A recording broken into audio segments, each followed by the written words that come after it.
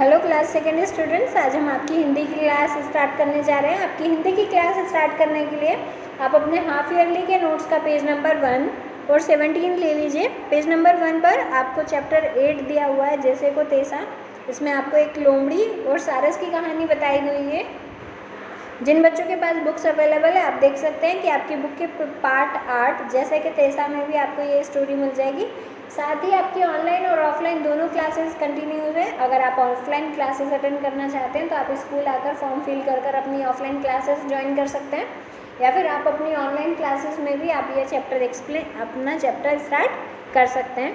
तो आइए हम इसे स्टार्ट करते हैं। यहाँ पर आपको एक लोमड़ी और एक सारस की कहानी दी हुई है, जो आपको यहाँ पर बॉक्स में दी हुई है। ये स्टोरी एक बार की बात है। एक जंगल में एक चालाक लोमड़ी थी, जो हर किसी जानवर को अपनी मीठी बातों में फंसाकर मूर्ख बनाती रहती थी। उस जंगल में एक सारस पक्षी रहता था। लोमड़ी ने अपनी चालाकी से उस दोस्त से बनाया और खाने पर घर बुलाया। सारस इस बात पर खुश हुआ कि लोमड़ी के घर खाना खाने जाने के लिए उसने आमंत्रण स्वीकार कर लिया।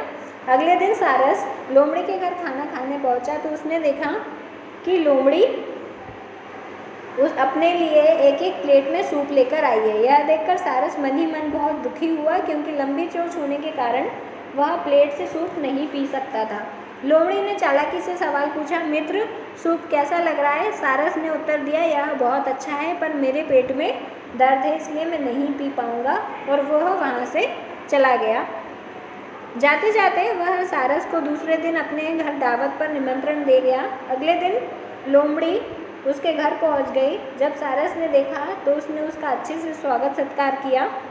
कुछ देर बाद सारस 2 लंबे मुंह वाले सुराही में सूप लेकर आया।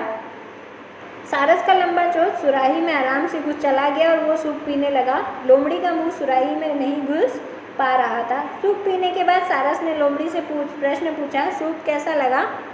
यह सुन लोमड़ी को अपना समय याद आया और शर्म के मारे वह वहाँ से चली गई।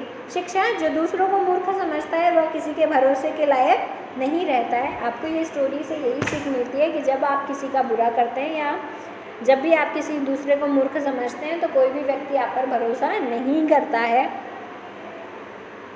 आप देख सकते हैं नीचे की तरफ आपको इस स्टोरी से रिलेटेड 2 क्वेश्चन आंसर दिए हुए हैं।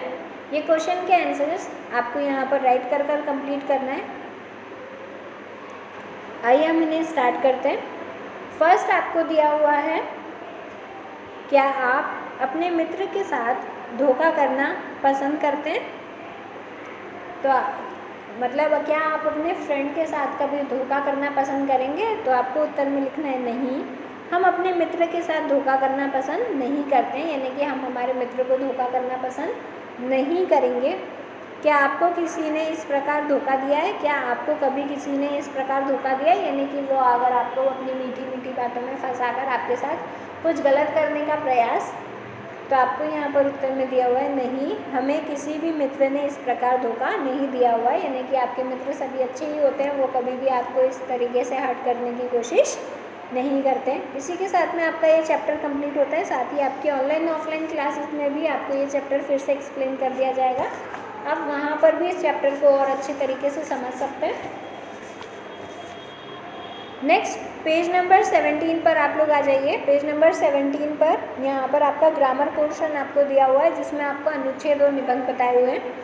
यहाँ पर आपको सूर्य और ऊँट 2 टॉपिक पर अनुच्छेद और निबंध दिया हुआ है। आपका अनुच्छेद जो होता है वो शॉर्ट फॉर्म में निबंध होता है, और निबंध जो होता है वो आपका डिटेल में होता है। तो अगर आपको अनुच्छेद लिखने के लिए कहा जाए तो मिनिमम आपको उसकी 6 to 7 लाइन्स राइट करनी है, और अगर निबंध लिखने की बात की जाती है तो आपको उसकी 9 से लेकर 10 तक लाइन्स राइट करनी होती है। तो यहाँ पर आपको जो सूर्य और ऊँट का अनुच्छेद दिया हुआ है, अगर आपको अनुच्छेद एग्जाम में आता है तो आपको उसकी 6 से 7 लाइन्स राइट करनी है, और अगर आपको इसका निबंध लिखने के लिए आता है तो आपको इसकी 9 से 10 लाइन लर्न करनी है। आपको यहाँ पर टोटल नंबर ऑफ लाइन्स 9 दी हुई है। आप इसका अनुच्छेद और निबंध दोनों की तैयारी कर सकते हैं। आप इसे अपनी रफ कॉपी में राइट कर इसकी प्रैक्टिस कर सकते हैं। आप 2 से 3 टाइम्स जब इसे अपनी कॉपी में राइट करेंगे तो आपको ये लर्न भी हो जाएगा। साथ ही में आपको मात्राओं की मिस्टेक जैसे रिलेटेड कोई भी प्रॉब्लम नहीं आएगी। तो आइए हम यहाँ पर आपका अनुच्छेद स्टार्ट करते हैं। यहाँ पर फर्स्ट आपको टॉपिक दिया हुआ है सूर्य सूर्य मतलब आपका जो सन होता है, सूरज होता है, हम उसके बारे में यहाँ पर अनुच्छेद लिखने वाले हैं।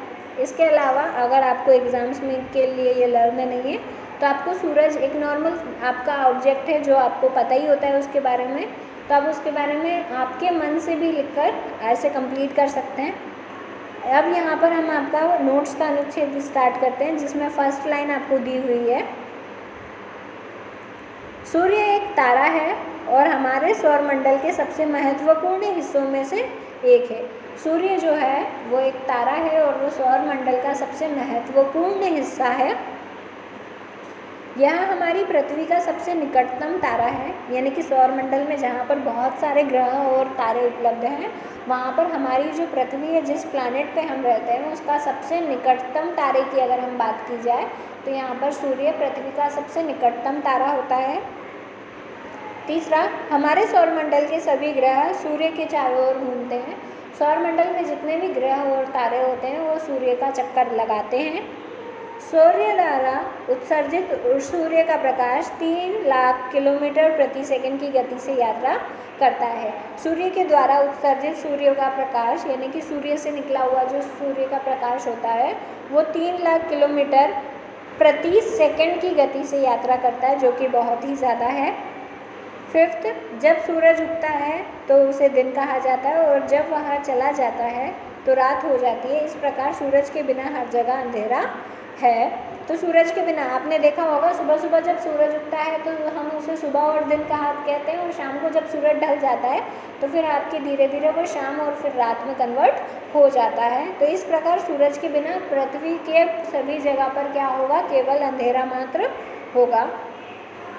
सिक्स्थ है, सूर्य भी पृथ्वी पर बारिश का कारण बनता है, जो पृथ्वी पर रहने वाले सभी जीवों के लिए बहुत महत्वपूर्ण है। सूर्य पृथ्वी पर बारिश का एक कारण बनता है और बारिश हम पृथ्वी पर जितने भी जीव जंतु रहते हैं, इंसान मनुष्य रहते हैं, उन सभी के लिए बहुत ही ज़्यादा महत्वपूर्ण है। सेवेंथ, सूर्य धूप देता है जिसका उपयोग पौधों द्वारा भोजन बनाने के लिए किया जाता है। आपने प्रकाश संश्लेषण की क्रिया देखी होगी, जिसके अंदर पौधे सूर्य से प्रकाश लेकर वायु से जल वाष्प रूप में लेकर अपने लिए भोजन बनाते हैं, और इस भोजन बनाने की प्रक्रिया को प्रकाश संश्लेषण के रूप में जाना जाता है। 8th आपको दिया हुआ है, सूर्य के प्रकाश का उपयोग सौर कोशिकाओं का उपयोग कर बिजली उत्पन्न करने के लिए भी किया जाता है। सूर्य का प्रकाश बहुत ही ज़्यादा महत्वपूर्ण है। सौर कोशिकाओं का उपयोग कर बिजली उत्पन्न करने में भी इसका उपयोग किया जाने लगा है। सूर्य के बिना कोई भी जीव पृथ्वी पर जीवित नहीं रह सकता। सूर्य हमारे लिए इतना ज़्यादा इम्पोर्टेंट है जितना कि हमारे लिए खाना, जलवायु, बाकी सारी चीज़ें इम्पोर्टेंट है। तो उसके बिना जीव पृथ्वी पर जीवित नहीं रह सकता, और पहली बात, सूर्य के बिना पृथ्वी पर प्रकाश नहीं हो पाएगा। तो यहाँ पर आपका सूर्य का अनुच्छेद पूर्ण होता है। यहाँ पर इसकी लाइन्स दी हुई हैं। अगर आपको निबंध के तौर पर ये लिखने को आता है तो आपको इसकी कंप्लीट 9 लाइन्स राइट करनी है, और अगर ये अनुच्छेद के तौर पर अगर आपको आता है तो आप इसकी 6 to 7 लाइन्स राइट कर भी इसे कंप्लीट कर सकते हैं। नेक्स्ट आपका यहाँ पर टॉपिक दिया हुआ है ऊँट। आपको ऊँट पर अनुच्छेद यहाँ पर लिखना है। आप ऊँट के बारे में जो भी जानते हैं, उसका शारीरिक तौर कैसा होता है, उसका कलर कैसा होता है, वो क्या खाता है, कैसा रहता है, आपको ये सारी चीज़ें इसके अंदर राइट कर कंप्लीट करनी है।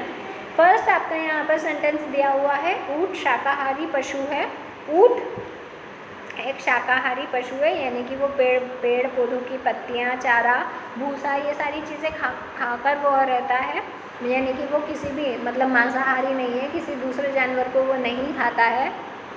सेकंड, ऊँट की 4 टांगे, 2 आँख, 1 पूँछ, पीठ पर कुबड़ और 2 लटके हुए होंठ होते हैं। आपने ऊँट को देखा होगा। उसकी शारीरिक बनावट की अगर हम यहाँ पर बात करते हैं तो ऊँट की टोटल 4 टांगे होती हैं, उसकी 2 आँखें, 1 पूँछ, और उसकी पीठ पर एक कुबड़ होता है और 2 लटके हुए होंठ उसके होते हैं। यहाँ पर ये इसकी शारीरिक बनावट बताई गई है। ऊँट को रेगिस्तान का जहाज कहा जाता है। ऊँट ज़्यादातर आपको रेगिस्तान में पाया जाता है और वहाँ पर ऊँट के ऊपर सामान लाने ले जाने का कार्य किया जाता है। इसके ऊँट बहुत दिनों तक वह प्यासा भी रह सकता है, जिसके कारण ऊँट को रेगिस्तान का जहाज कहा जाता है। ऊँट का वज़न 300 से 600 किलो हो सकता है।